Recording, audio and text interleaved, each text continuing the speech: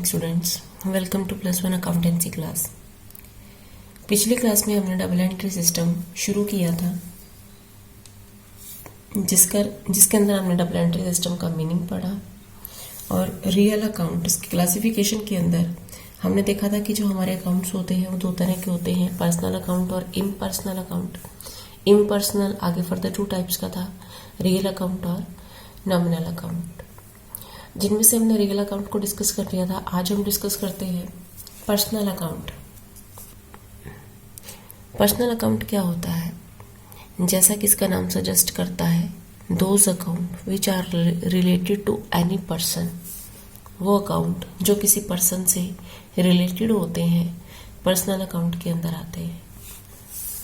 Those account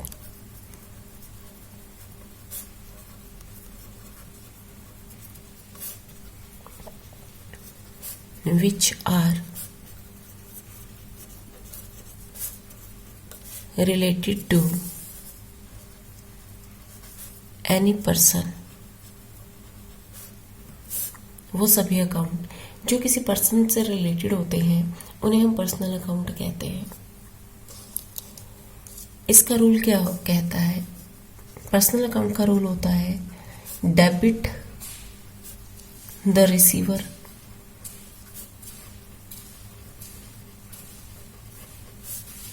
and credit the giver. जो receiver होता है उसे डेबिट कर दिया जाता है और जो गिवर होता है उसे क्रेडिट कर दिया जाता है। पर्सनल अकाउंट जो किसी पर्सन से रिलेटेड होता है और पर्सन की एक बिजनेस के साथ डीलिंग करते वक्त पोजीशन क्या हो सकती है? वो या तो रिसीवर होगा और या गिवर होगा। अगर वो रिसीवर है तो उसे डेबिट किया जाएगा और अगर वो बिजनेस को दे रहा है, गिवर है, तो उसे क्रेडिट किया जाएगा। एक एग्जांपल देख लेते हैं, चलिए। Cash received from Ram ₹10,000। Ram से 10,000 रुपये की कैश रिसीव हुई। देखिए कौन कौन से 2 अकाउंट इस पे इफेक्ट कर रहे हैं। एक तो कैश, बिजनेस में कैश बढ़ रही है। दूसरा राम, जो कि हमारा डेटर था, उसकी वैल्यू डाउन हो रही है। कैश रिसीव हो रही है तो बिजनेस में कैश आ रही है। डेटर्स कम हो रहे हैं क्योंकि राम पहले हमारा डेटर था, अब वो क्योंकि हमें पेमेंट दे रहा है तो उसकी वैल्यू कम हो रही है, तो डेटर्स कम हो रहे हैं। कैश, जो हमने पहले भी पढ़ा कि ये रियल अकाउंट के अंदर आता है क्योंकि ये हमारी एक एसेट होती है। और रियल अकाउंट का रूल क्या कहता है? रियल अकाउंट का रूल कहता है debit what comes in, credit what goes out. जो आ रहा है उसे डेबिट किया जाएगा। कैश आ रही है तो यानी कि इसे तो डेबिट किया जाएगा। राम, जो किसी पर्सन का नाम है, यानी कि एक ऐसा अकाउंट है जो किसी पर्सन से रिलेटेड है और पर्सन से रिलेटेड अकाउंट के ऊपर रूल अप्लाई होता है debit the receiver and credit the giver. तो राम यहाँ पर रिसीवर है या गिवर है? हम लोग कैश रिसीव कर रहे हैं राम से, तो राम गिवर हुआ और गिवर है तो इसे क्या किया जाएगा? क्रेडिट।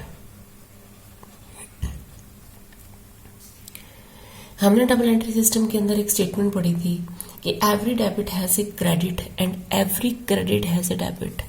तो आप लोग देखेंगे कि हम जितने भी ट्रांजैक्शन पढ़ रहे हैं उनका ड्यूअल इफेक्ट है और उस ड्यूअल इफेक्ट किस तरीके से है कि एक तरफ पढ़ने वाले इफेक्ट को हम डेबिट करते हैं और दूसरी तरफ पढ़ने वाले इफेक्ट को क्रेडिट करते हैं।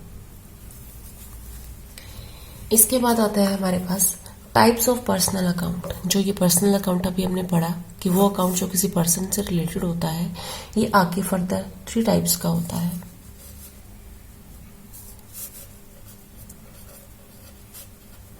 टाइप्स ऑफ पर्सनल अकाउंट, जिसमें फर्स्ट कैटेगरी आती है नेचुरल पर्सनल अकाउंट।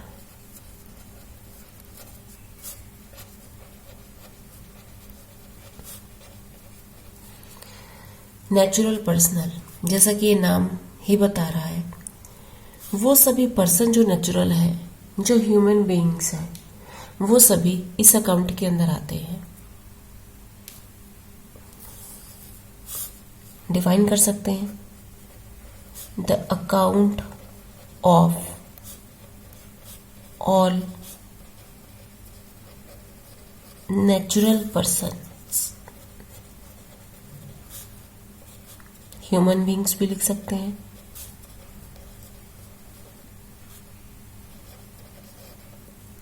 वो सभी अकाउंट जो ह्यूमन बीइंग्स से रिलेटेड हैं। For example, Ram, Shyam, Geeta etcetera.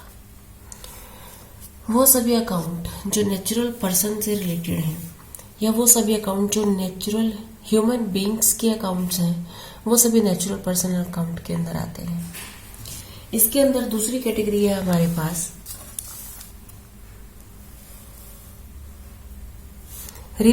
Artificial personal account.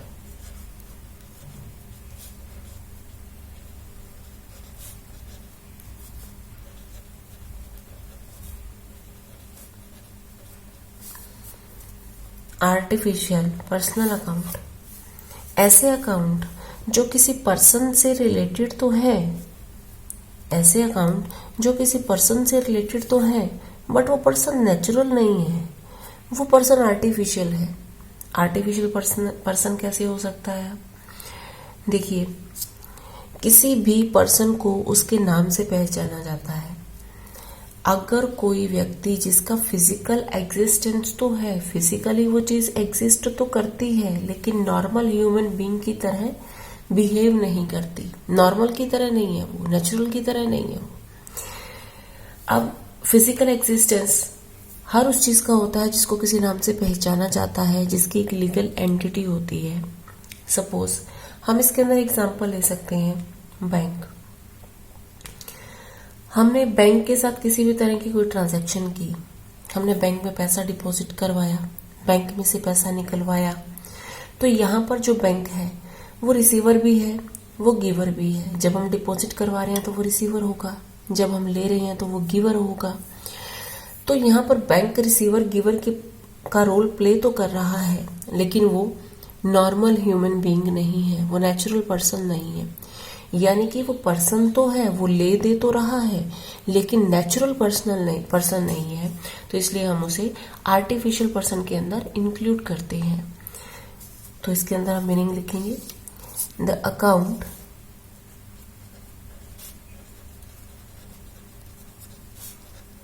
of all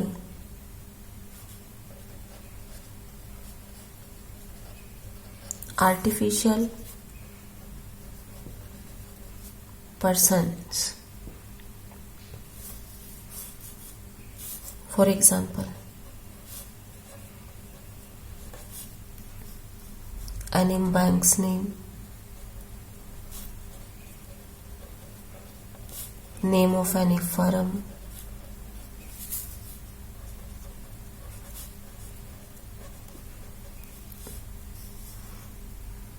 any institution, कोई भी हो सकता है, कोई बैंक हो सकता है, कोई फर्म हो सकती है, कोई इंस्टीट्यूशन हो सकता है, कोई भी ऐसी कोई लिमिटेड कंपनी हो सकती है, कोई भी ऑर्गेनाइजेशन जो किसी नाम के साथ, बिजनेस के साथ ट्रांजैक्शन कर रही है, उसे हम आर्टिफिशियल पर्सनल अकाउंट के अंदर इंक्लूड करेंगे। तीसरी category, representative personal account.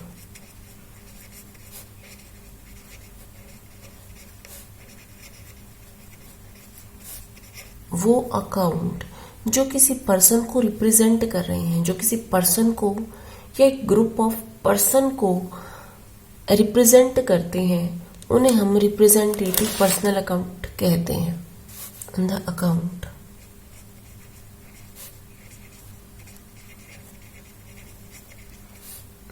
representing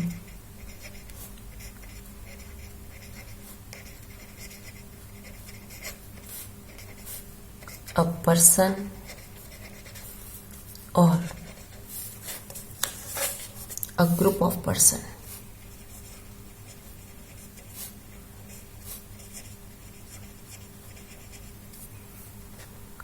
वो अकाउंट जो किसी पर्सन को या किसी ग्रुप ऑफ पर्सन को रिप्रेजेंट करते हैं उन्हें हम रिप्रेजेंटेटिव पर्सनल अकाउंट के नाम से जानते हैं।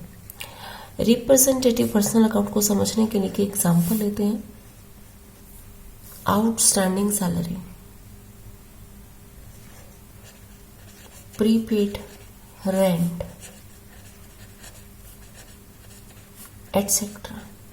अब आउटस्टैंडिंग सैलरीज क्या होती हैं? देखो, सैलरी तो हम सभी समझते हैं, एक ऑर्गेनाइजेशन में काम करने वाले जितने भी एम्प्लॉयज होते हैं उनको उनके काम के बदले में सैलरी दी जाती है। अब आउटस्टैंडिंग क्या होती है? वो सैलरी जिसकी पेमेंट करने का टाइम तो आ गया लेकिन अभी तक हमने पे नहीं की। मान लीजिए किसी ऑर्गेनाइजेशन के अंदर कोई एम्प्लॉय है, वो काम कर रहा था और उसको काम करते हुए 2 महीने से ज्यादा हो चुके हैं, लेकिन अभी तक हमने पिछले 2 महीने की सैलरी उसे पे नहीं की। तो वो जो 2 महीने की उसकी सैलरी है, क्योंकि हमने उसे पे करनी है, पे तो हमने उसे करनी है उस पर्सन को। अब यहां पर ये जो ट्रांजैक्शन हो रही है, सैलरी किसको दी जा रही है? किसी पर्सन को ही दी जा रही है, लेकिन उसको दिखाया किस नाम से जा रहा है? सैलरी के नाम से, क्योंकि हम उसे सैलरी दे रहे हैं। अब यहाँ पर ये जो सैलरी अकाउंट है, इसके साथ आउटस्टैंडिंग वर्ड लग गया जिसने ये बताया कि हमने अभी उस पर्सन को इतने की पेमेंट करनी है। तो यानी कि ये जो आउटस्टैंडिंग वर्ड है ये सैलरी को रिप्रेजेंट कर रहा है। ये सैलरी के बारे में बता रहा है कि सैलरी अभी आउटस्टैंडिंग है, अभी हमने पेमेंट करनी है। और आउटस्टैंडिंग सैलरी वर्ड यूज किया जा रहा है उस पर्सन के लिए जिसको पेमेंट की जानी है। यानी कि ट्रांजैक्शन तो ये पर्सनल नेचर की ही है। ट्रांजैक्शन ये ऐसी ही है जो किसी पर्सन से रिलेटेड है, क्योंकि हमने उसे पेमेंट करनी है, लेकिन दिखा रहे हैं हम उसे आउटस्टैंडिंग सैलरी के नाम से।